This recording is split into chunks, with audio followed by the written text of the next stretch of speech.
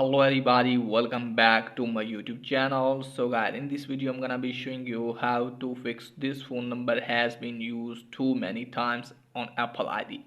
So guys, let's get started without wasting any time. Let me tell you that if you try to put the phone number and it's not working for you guys, then I'll show you how can you verify your phone number. So first of all guys, what you need to do is just simply have to make sure that you are entering correct phone number, and after that check if it's working or not. If it's still not working, then what you need to do guys, just simply you have to open the settings. From here you have to scroll it down.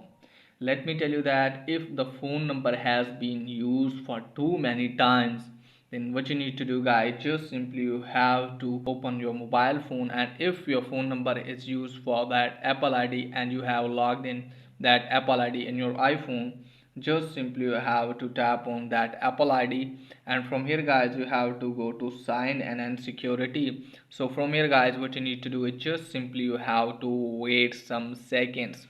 So let's wait from here guys. So guys, from here you have to make sure that if that phone number is showing here, if this phone number is showing here, just simply have to tap on that, tap on this minus icon, and just simply have to delete this phone number.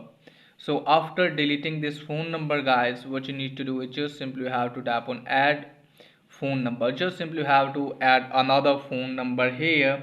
Okay guys, so from here you have to add another phone number, and then you can use that phone number very easily to create the Apple ID. So if you don't want to remove the phone number from other Apple IDs, then you have to use the different phone number to create the Apple ID. So that's pretty much for today's video. If there is helpful, please like and subscribe my channel. Thanks for watching.